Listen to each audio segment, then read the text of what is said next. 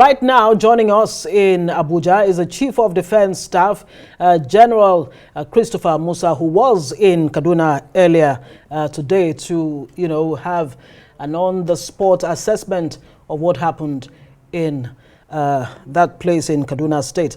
Thank you so much, Chief of Defense Staff. Thank you for joining us on Newsnight. It's a delight to have you, although, in really unfortunate circumstances.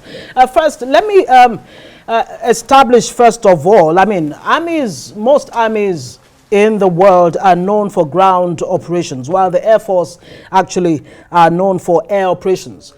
Is there an overlap between the operations of the military, the Army, and the Air Force? Why was the Air Force not part of the operation?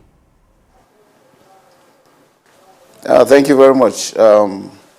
As you know, we operate in a joint operation. Jointness is what we operate on now, and which means everybody has a role to play. The Army has air, because you understand that we have the Army aviation have been established. The Air Force has its own, and the drones are also, these are enablers that we use for modern warfare. And so the pilots are well trained and well prepared for the operation. I just want to remind individuals that it is a war we're fighting, and mistakes, we make mistakes. As human beings, we all make mistakes, and this is just one of them. It was not deliberate. They were on after receiving an information on the threat of attack within the general area, and they followed up, and they saw the threat of individuals moving similarly, just the way the terrorists also move, and then they went to congregate under a tree, just the way it is. And I think from there they felt it was time for them to act, and then they reacted. It was based on intelligence, but I think they just missed it. And we just want to convey to Nigerians to understand that mistakes are human, and it is highly regrettable. And we'll make amends. I will ensure that we look back and see where these mistakes came from, and then to be able to make sure that we get them properly and to avoid such mistakes. It is our duty to protect civilians, not to harm them, especially our own citizens. It is highly unfortunate. This is what we call similarly to blue on blue, when you hit your own inadvertently, and it is highly regrettable. General Christopher Musa, thank you. The Arewa Forum for Good Governance is beginning to make statements against you. That group is saying that they are accusing you of conniving with the Nigerian army against certain people that you think are not of your ethnicity in Kaduna State, to attack them. This is a direct and a heavy allegation against you. How do you react to this? I think it's highly unfortunate, and you always understand that when situations like this happen, emotions run very high, and then people tend to have different emotions in how they react to issues. But it's highly unfortunate, it's highly regrettable. It's an ongoing operation that has been on for a long while, and we're trying to make sure that we're putting our best to ensure that we defeat the terrorists, and mistakes do happen. Nothing has to do with tribe, religion, ethnicity, or this or that. It's, anybody who has that kind of thought, I think, is not being truthful, is not being sincere about it. That community has both Christians and Muslims within the community, so it is not even just one tribe. And we have tribes from other areas that are also farming within the general area. So sometimes when people don't have full information, they tend to react differently to it. But the community is not totally one ethnic group or one religion. We have, it's just like normal Nigerian communities. It's a mixture of Christians, Muslims, people from different tribes that are within that community. And unfortunately, this happened. We are professional soldiers. We don't take sides whether which area you come, which zone you come from. We look at these things and deal with it dispassionately. This is a grave mistake that is regrettable, and we will take measures to ensure that it is being addressed. That's quite reassuring. But how can you further reassure Nigerians, CDS, that that this will not happen again, or at least it will be minimized? I mean, it's not the first or the second time that you'd have this unfortunate collateral damage. But let's go back to a point you raised earlier. I mean, in the 80s, G222 planes were actually, provided to establish the Army aviation. But those aircraft were handed over to the Air Force, almost indicating that maybe the Army are not able to handle this aircraft.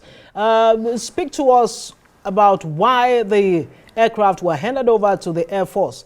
And is there some kind of overlapping or ego situation between the Air Force and the Army? Well, I'm sure a lot of people will want to see to it that we have a kind of conflict between us. No, for this set of commanders we have, the armed forces operates jointly. And because of this kind of asymmetric warfare we are facing, every armed force needs to be complemented. Now, the Navy has helicopters, the Navy has ships, the Navy has special forces. The Air Force has fixed wings, they have helicopters, they have special forces. The Army has special forces, land forces, they have amphibious forces, and they also have helicopters, including drones.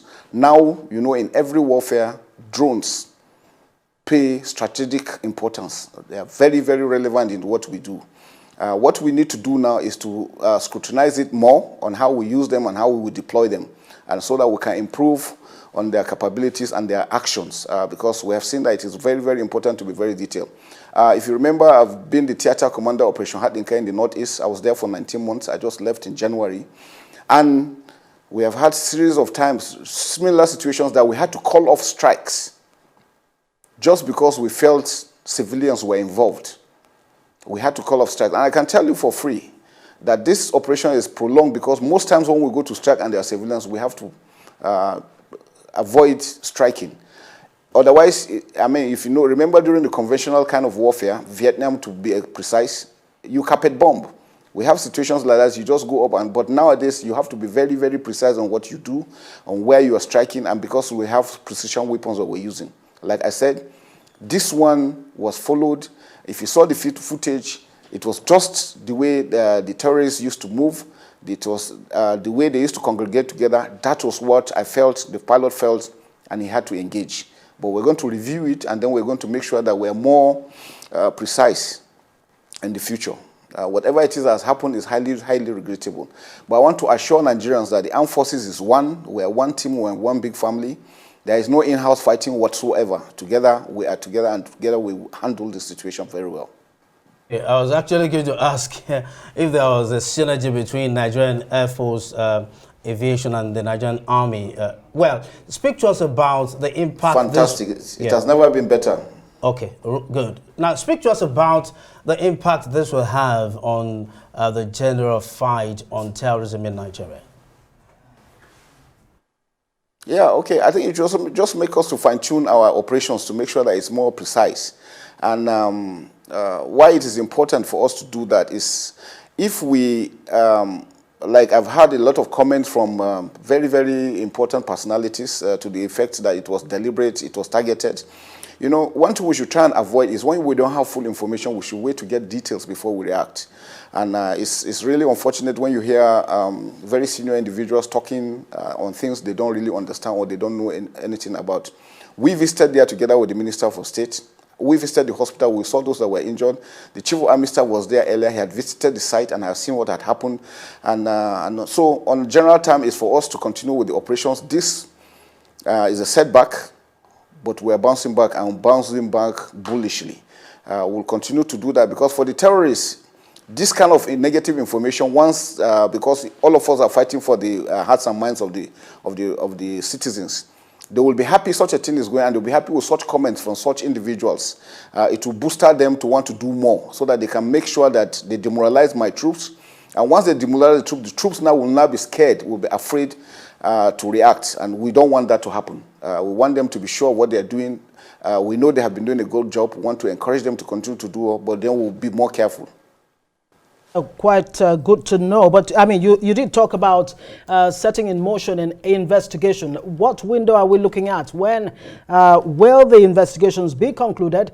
And when are Nigerians likely to, I mean, when will the investigations be made public?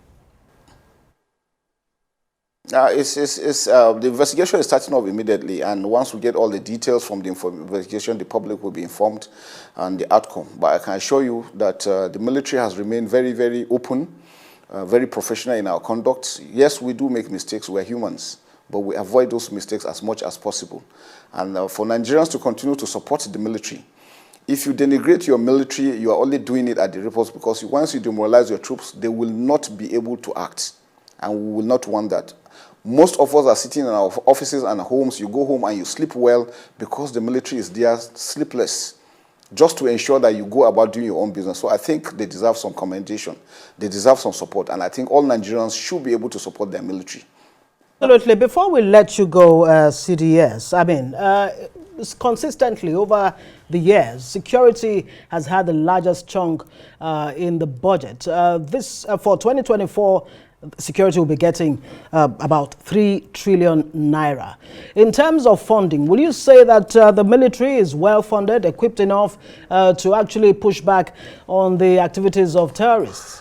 What is the situation with all of the things that you need? Frankly speaking, the regime of President Tinubu has actually shown us commitment. You can see the budget, what has been projected. In the past, yes, you hear large sums of money is being approved for the military, but the question is, how much do we get? I think that's always very important. And that's why, even to my challenge to you as a journalist, always try and find out how much was released, how much did the commanders get? And if you're able to do that, you know. And then you know we don't manufacture any of the items we use. We buy them in dollars. And so if you look at the amount that has been released and convert them to dollars, how much are they? How much? For example, the 1 billion that was released for in the past, these 12 Super Tucanos that were bought for over $600 million out of 1 billion. That's almost gone. How much do you buy MRAPs? How much do you buy APCs? How much do you buy tanks? How much do you buy ships? How much do you buy aircrafts? So you find out that with the monies you do, when you convert them to dollars, you are not even getting much. For every piece of ammunition we buy them in foreign currency. And we buy them in millions because you use them quickly. So I think people should really understand that, yes, we cannot get everything that we know. It's not possible. No nation gets what it gets. The American budget next year for defense is $843 billion. They manufacture their equipment. They buy these equipments. And other countries, China, Germany, Britain. So you see that it's really a tough one. And that's why the president has approved the bill, just signing the bill for DICON. For us, we must produce what we need. A country of over 200 million, we must develop our military construction. We must be able to produce what we need, or else we'll be held accountable. Now, even with your money, you cannot go off the shelf to get most of the equipment that you need. You have to wait. You have to order for them. You have to wait before you get them in. And that takes time. So it is when our industrial complex comes on stream and we start producing what we need, then I think it will be a lot better for us. But now we're happy with what we're getting. We'll continue to use what we have. I also would like to inform you that at least because of the challenges of getting these equipment, we have developed our own mechanics. Our mechanical departments have developed capacity. They could pick up a burnt down MRAP, fix it and bring it back to life, and we'll use it because we don't have much. So we'll be able to do all this within this period. And so it's a gain for us, but we still need more. And I know the president has promised he's going to give more, and we know we're going to get more. Okay, now we're trying to wrap this up now. Yeah. So when should we expect an end to terror in Nigeria? Is there an end in sight soon? Well, that is an elephant in the house. Well, my stake is no country should allow terrorism to start. No country. Because it is difficult to eradicate. Why? Because the center of gravity is not an individual. The center of gravity of the terrorist is his ideology. And his ideology is in his mind. So changing the mindset is what we require. And so we'll continue to move. And as much as we get these equipments, we'll continue to push. We have done so much.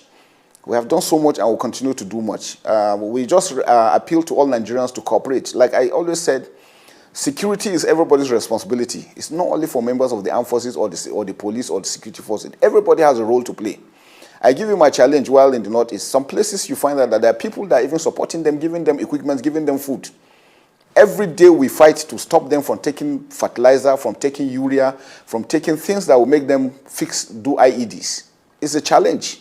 We have Nigerians that are also doing so much to trade with them, carry fuel, and give them food. If we all put together and stop this thing, they will not survive. So it's a holistic thing. It's an all-government approach. It's not only for the armed forces. This is not an armed forces war. This is a Nigerian war, and I want Nigerians to take ownership of this. Very quickly, I mean, you touched on, your budget. You said you have what you require, even though you still need more. And so what you're saying is that we should expect immediate victory over terrorism. Should we? Yes, the budget is not. The budget is out now. We're waiting when we get funded, and then we're able to get this equipment. But from what we have on ground already, we're fixing them, and then we're back into the operations. You know, the rainy season just passed with its own challenges because of the terrain. Most of the terrains are really terrible for you to move with equipment. But now that we have the dry season, I'm sure we should move more. But our prayer is to be able to get this equipment as quickly as possible. We are leveraging on technology. Technology does a lot, and once we get that, again, it will enhance our capacity. But I can assure Nigerians that we're not sleeping. We are running around the clock to ensure that we bring peace to this country, and I'm sure we'll achieve that. Thank you so much. Thank you very much indeed. Chief of Defense Staff, Christopher Musa, your words tonight have been, I suppose, quite assuring. Thank you for joining us on Newsnight.